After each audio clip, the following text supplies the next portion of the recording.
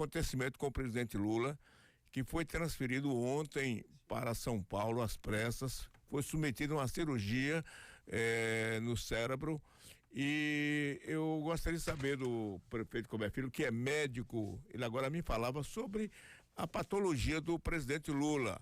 Bom dia, prefeito. Como médico, me explique o que é essa situação do presidente Lula. Bom dia, Dilson. Essa circunstância decorre daquela queda, né, que ele foi vítima, onde vários sangramentos aconteceram a nível do cérebro. Não tiveram consequência maior naquele momento, na verdade, mas agora, depois dessas viagens que aconteceram com mudanças de pressão, o que ocorreu foi um sangramento. Esse sangramento se dá a nível do cérebro, e a retirada do sangue é o que faz a pessoa ficar bem e vivo por causa da pressão que vem em decorrência do sangramento que comprime entre a parede óssea, que é o crânio, e o cérebro.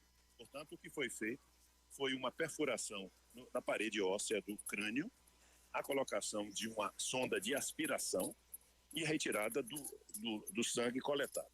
É uma situação de gravidade, tanto que está em UTI, em observação estável, mas de qualquer forma é algo que tem que ser acompanhado. É uma consequência da queda. A queda levou a várias hemorragias pequenas no cérebro que não aconteceram sangramento maior, mas agora esse sangramento mostra que a situação permanece ainda uma situação de grave acompanhamento. Agora, foi preciso abrir, portanto, a caixa óssea do presidente, não? É craniotomia, exatamente. Crânio, você abre a caixa craniana para você aspirar. Foi necessário, sim. É um procedimento relativamente simples, viu? Não é um procedimento complexo. Você abrir a caixa craniana não é. A aspiração também não é. Então agora a UTI é que vai manter esse tipo de acompanhamento. O grave é esse sangue ficar acumulado lá dentro da caixa craniana, comprimindo o cérebro. Aí pode levar, sim, a uma situação cada vez mais grave. Mas agora já não existe mais isso, uma vez que foi aspirado o sangue lá existente. O fato dele ser transportado às pressas de Brasília para o sírio-libanês, ao invés do médico ir a ele em Brasília, não é? É comum quando não é uma coisa tão grave, o médico especialista sai e vai atender o presidente lá em Brasília. No caso específico, ele teve que ser deslocado.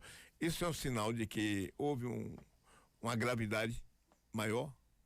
Sim, é um sinal. Na primeira vez, quem deslocou para Brasília foram os médicos, né? Então, é mais fácil você deslocar o médico do que deslocar o paciente. Deslocar o paciente importa em risco na transferência, importa em risco da pressão, que é diferente da pressão dentro do avião, que é uma compressão, uma espécie de compressão maior no trajeto. Portanto, quando você consegue levar o médico, como foi da primeira vez, a Brasília, significa que a urgência foi menor. Agora não. Pela gravidade, ele foi levado para um centro lá em São Paulo, que é um centro mais, vamos dizer, mais forte, de maior excelência, de maior condição para dar um suporte a um paciente como outra pessoa qualquer, mas nesse momento, nessa pessoa está o presidente da República. Pensa que depois daquele episódio, não é, da queda, ele fez algumas viagens. Ele não foi naquela viagem imediatamente que seria para a Rússia, mas ele foi em outras viagens, recentemente ao Uruguai.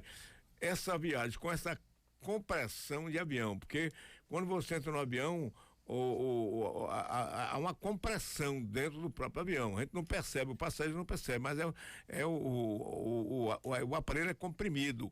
Isso pode ter prejudicado ele, essas viagens? Eu não tenho dúvida. Se ele fizesse aquela viagem anterior, talvez isso que aconteceu agora pudesse ser mais grave e já ter acontecido. Disso é somente para a gente lembrar, quando o avião vai descer, você começa a sentir um entupimento no ouvido. É a descompressão que está acontecendo. Então você fica com o ouvido ali meio entupido, meio ouvindo devagar, tem que engolir a saliva 2 ou 3 vezes, tá certo? Abrir a boca, que é para poder. Crianças choram na descida de um avião, é porque dói um pouco dentro do ouvido aquela compressão existente.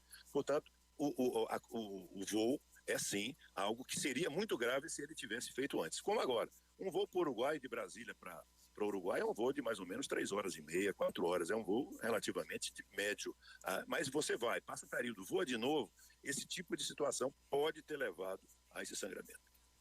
Ok, o certo é que o boletim é das 13h e pouca da madrugada. O doutor Calil disse que ele está na UTI, mas está sem risco da sua própria vida, né? Então vamos acreditar que o presidente saia disso.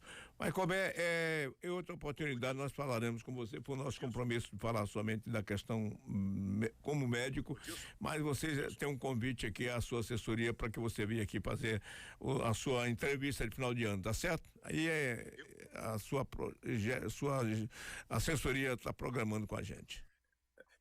Irei, Dilson, com o maior prazer, mas nesse momento, como médico, eu quero dizer que nós todos, tá certo, independente do que seja, queremos, pela fé, rezar para que Luiz Inácio Lula da Silva, o cidadão Luiz Inácio Lula da Silva, o nosso presidente, possa sair dessa situação bem, tá certo? Porque nesta hora nós temos que preservar o que é mais importante de tudo, que é preservar a vida. Portanto, longa vida ao presidente Lula e que Deus o proteja.